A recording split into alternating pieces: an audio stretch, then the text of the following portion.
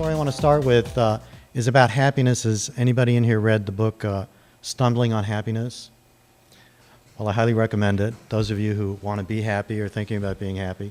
The story goes that there was an explorer who went deep into a forest where there was a tribe that had spent generations in this very thick forest. And he met the leader of the tribe and said, "Why don't I take you out of the forest so you can see what the real world looks like?" So they trek for days and days and days, and they finally get to the edge of the forest. And at the edge of the forest, this tribesman has his first look at a really large empty plain where there's a horizon. He's never seen a horizon before because in the forest, things are so close and thick that you can only see things that are just a few feet away. And at the edge of the horizon, there's a buffalo, a water buffalo. So he turns to his guide, the explorer, and says, "Please tell me, what is the name of that insect over there?" And the explorer says, "Well, that's not an insect. That's actually a very large animal that we call a water buffalo." And the tribesman turns to him and says, "Please don't make fun of me. That's not a very funny joke. Now tell me the name of that insect." So I do a lot of work. Well, actually, most of my work is strategic planning with nonprofits all over the country. But the work that I do with independent filmmakers is a lot like this story, and that is I have to take them out of a forest where they've had a lot of blinders on and see the world in a very different way. Because fundraising is a very different kind of world. And what I find, especially for those of you who are students, is that you're really well trained in technique, in the art of filmmaking, and very badly trained, if at all, probably not trained at all, in the business of filmmaking. And as it happens, if when you get out into the world and you want to make films, you're going to be spending at least 80% of your time in business-related activities, and most of that's looking for money. And yet nobody's taught you how to do that. So I'm a little bit different from the laureate who just gave a presentation, because I only work with clients who are looking for donations and grants and not investment dollars.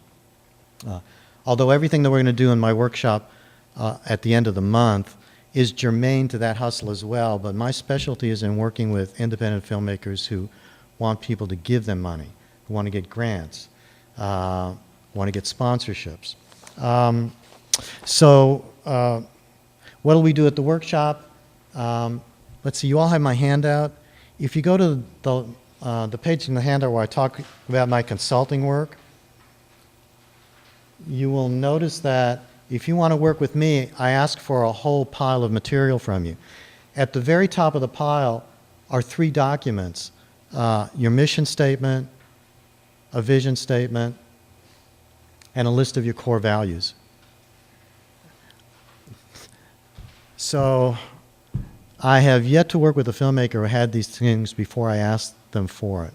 And I've yet to work with a filmmaker who didn't say to me, "Why do you need to see this stuff if all I want to talk to you about is my career in fundraising?" What I want to get around to saying is that the first half of my workshop is about, see, there are 3 elements to getting money in any kind of environment. There's you, there's your project, and there's the funder, there's the money, right? And the first half of my workshop is about you and your project. So we spend the whole morning talking about how to get you together, yourself together, how to raise your self-awareness, and then the second half of the morning is putting your project together. Because what I find with most of the filmmakers I work with is that they do not have their project together yet. It's not ready to hit the streets. They can't articulate it well. So we spend the first half of the project workshop doing that, and I give out some exercises.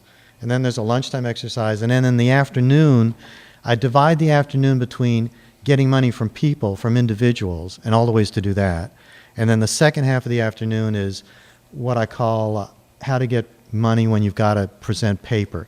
And that is going to foundations, government agencies, where you have to produce a grant proposal, a prospectus. So we spend the last half, the last quarter of the day doing that.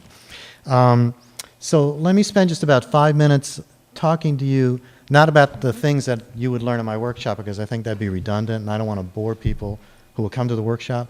But I want to talk to you about some things that I've been thinking about lately.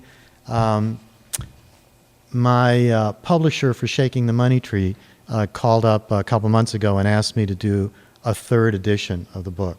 When I first wrote this book 15 years ago, I never thought it would go into a third edition.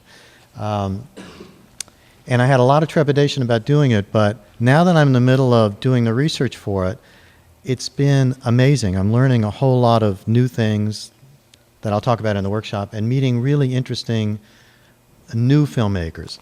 So I want to talk a little bit about some of the things that I've been hearing and thinking about that are germane to your work, and then I want to spend half of our time together just answering your questions.